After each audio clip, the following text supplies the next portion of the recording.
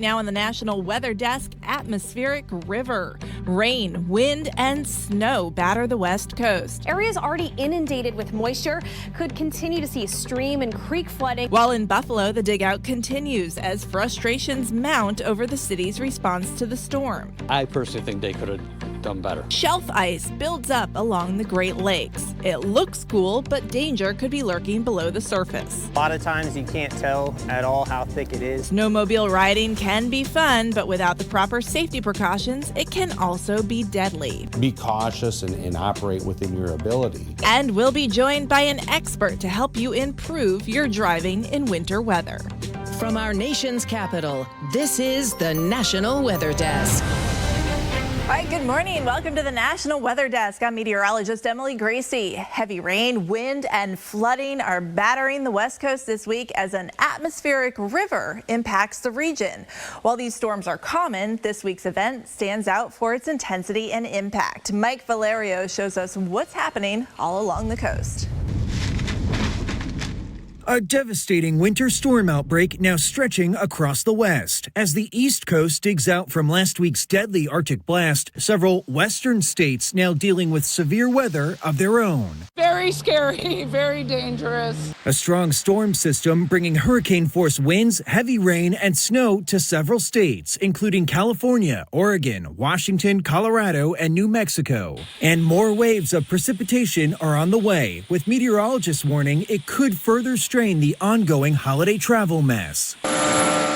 As of Wednesday night, more than 40,000 customers in the region were without power, according to poweroutage.us. That figure is down from the height of 150,000 without power. We're using a flashlight, Headlamps. We have a candle, but we haven't brought it out yet. Meteorologists say at least 3 additional rounds of severe weather are lining up over the Pacific and are on a path towards the region through New Year's Day. That includes a system that could take aim at California and bring excessive rain, which could lead to mudslides in drought-stricken areas across the state. In Northern California, the slush is a welcome sight, as some hope enough snow could help the state out of its historic drought. We need either one absolutely enormous kind of record-breaking snow season. In Los Angeles, I'm Mike Valerio. For more on how long the atmospheric river is expected to pummel the coast, let's head to meteorologist Christina Ernie. Over the west coast, we've been seeing some significant rain and heavy wet snowfall, and we still have a lot to get through. The west coast getting battered by the so-called atmospheric river of moisture moving onshore, and over 1,000 miles of moisture still has to work onshore over the next few days through the weekend, which means high rain totals continue. And areas already inundated with moisture could continue to see stream and creek flooding, especially into Northern California, with over 3 inches of rain expected out through Nevada. And in the higher elevations, snowfall, and a lot of it, that heavy wet snow, could total up to 4 to 6 feet in the Sierra Nevada mountain range and out through Salt Lake City.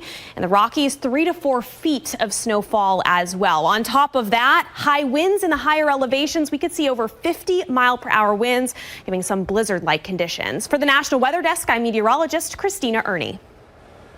Now to Buffalo, where the driving ban was finally lifted overnight. Mayor Byron Brown says significant progress is being made clearing the snow from the streets. And City Hall is reopening today for the first time since last week's storm. And this is the Kensington Expressway in Buffalo, which is finally back open this morning. We have 2 reports this morning, starting with the continuing efforts to clear those side streets. I'm just north of the city of Buffalo, and as you can see behind me, main roads are cleared off like Delavan Avenue. It's when you get on side streets like Oxford Avenue where you really start to see that impact of snow. Bulldozers, dump trucks, and snow plows doing what they can to clear pathways after roads were buried with snow following a Christmas weekend blizzard in Buffalo. They started halfway yesterday, but they only made it halfway and the tractor got stuck. They got the tractor unstuck, and then we didn't see it again until this morning. Neighbors helping clear out the rest. The street's just not going to get any better if we don't. But also, to make friends with your neighbors. Carrie Rozier has lived on Oxford Avenue in Buffalo since 1965. Rozier says she's been stuck in her house for 5 days. 3 of those days with no power. That I was able to breathe and seeing the smoke coming out my mouth. Unlike Rosier, Jasmine Speed, and Helena Kennett just moved here from Florida in April.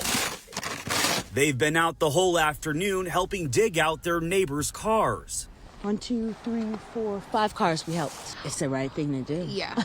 Lopez has been living on Oxford Avenue for 3 years. He got outside around 9:30 this morning and has been shoveling ever since. It gets pretty bad. Parking gets tight, but this is the worst by far. All right, the historic nature of the storm isn't calming frustrations among many Buffalo residents. They are questioning the city's response to the storm and asking why it is taking so long to move the snow. Emily Gersh has that part of the story.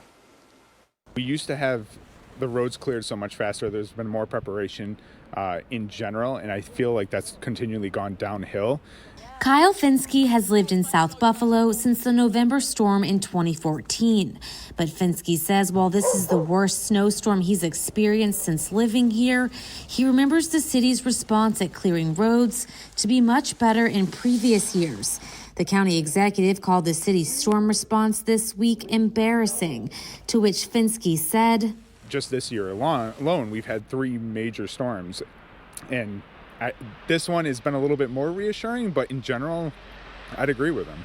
Also disappointed in the still snow-covered roads in his neighborhood is Mike Klein. I personally think they could have done better, getting equipment out sooner. Whose elderly grandfather also lives on this street and needs regular access to medical care. Klein says he supports the county executive's suggestion that the county and state work to take over city snow removal operations during major storms. They need help. They need all the help they can get. If you lived right here in South Buffalo or anywhere in the city, you would realize like there's really nowhere to put the snow. So I don't know what the right answer is. Tens of thousands of people in Asheville, North Carolina have been without water since freezing temperatures arrived on Christmas Eve.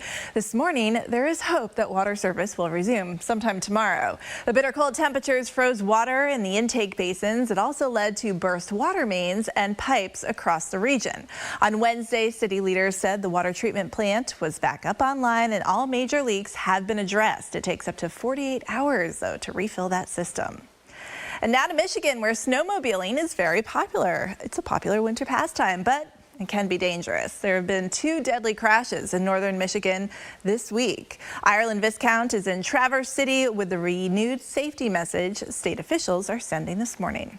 The Kalkaska County Sheriff's Office has 2 sleds, and the Sheboygan County Sheriff's Office has 1 sled to patrol the hundreds of thousands of miles within the 2 counties. Enjoy the winter sports here in Kalkaska with the fresh 2-3 feet of snow that we had on especially the east side of the county, but most of all, we want everybody to be safe and be cautious and operate within your ability. And to also ride safe, sober, on the right side of the trail and at a safe speed. Laws are there for a reason, and that's to protect people and to protect the operators of snowmobiles. Cook and Whiteford say speeding and trespassing on private land are the 2 biggest issues Snow Patrol deal with. You have to obey the speed limits that are out there on the roads or on the trails, and you can only operate your snowmobile within those means, and you can only operate your snowmobile if the conditions are right to go the speed limit. My primary goal is to educate people, to get them to slow down, drive where they're supposed to be, not on private property. And Whiteford says they are not just patrolling the trails to issue citations. So we don't want to issue the citations. We want to talk with the people, get them to obey the laws and just have a good time, not necessarily go home with a citation. All right, come check out this video. Now, with temperatures back to normal in Florida, these iguana are moving again. But when it gets too cold, they get stunned. They become immobile and they fall from trees. People across Florida are told not to touch them, as sad as they look when they're laying on the ground like that. They did start moving again once the weather warmed up, so don't worry. All right, coming up on the National Weather Desk, we'll explore NASA's new theory on how long it took for the moon to form. And we'll talk to a retired state trooper about how you can stay safe while you're driving on those snow and ice-covered roads. Stay with us.